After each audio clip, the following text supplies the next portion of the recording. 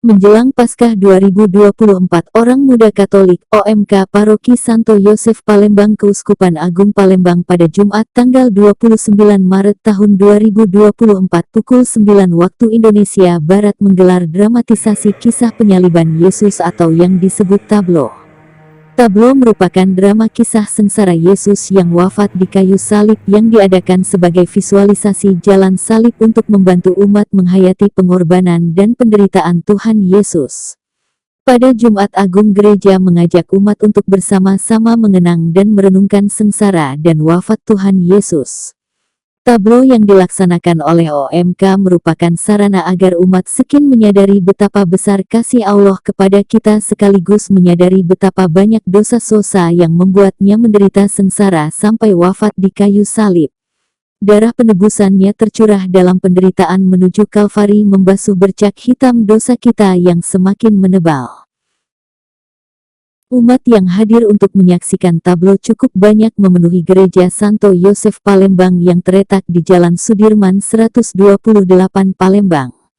Umat terlihat antusias menonton dan mengikuti seluruh rangkaian tablo, bahkan mereka rela melihat adegan penyaliban Yesus yang dilaksanakan di depan altar gereja sampai mencucurkan air mata penuh penghayatan.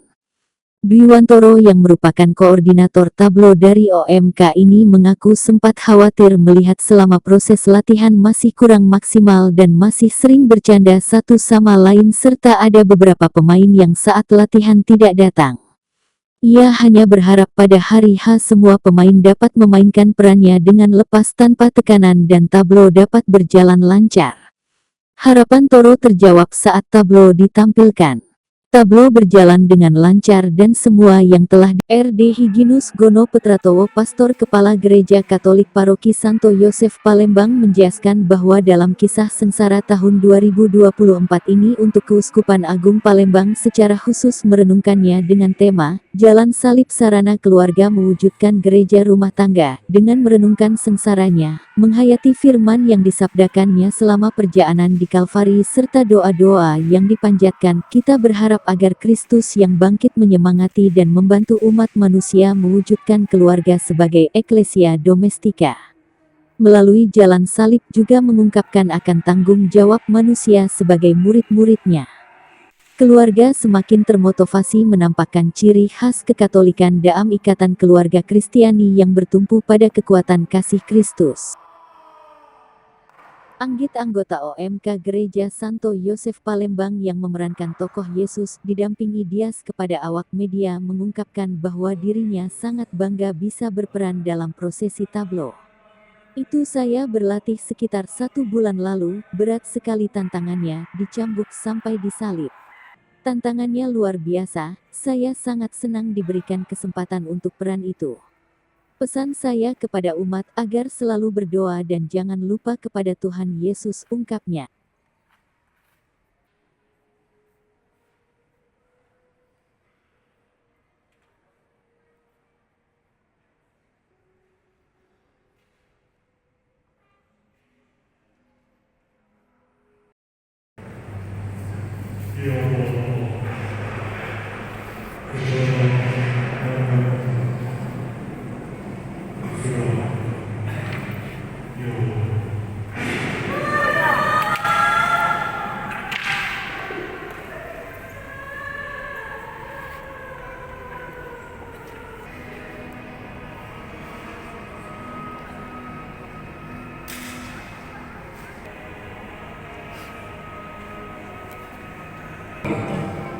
Bahwa dalam menunjukkannya sebagai Allah, ternyata Yesus tidak menganggap kesetaraannya dengan Allah sebagai milik yang harus dipertahankan.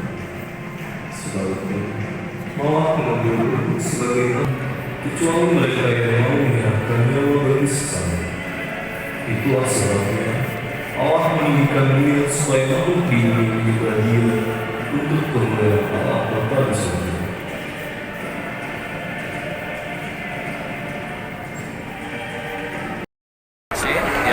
Jalan salib adalah tradisi dalam gereja Katolik, di mana umat Katolik diajak untuk sungguh merenungkan kisah sengsara Tuhan kita Yesus Kristus lewat jalan salibnya.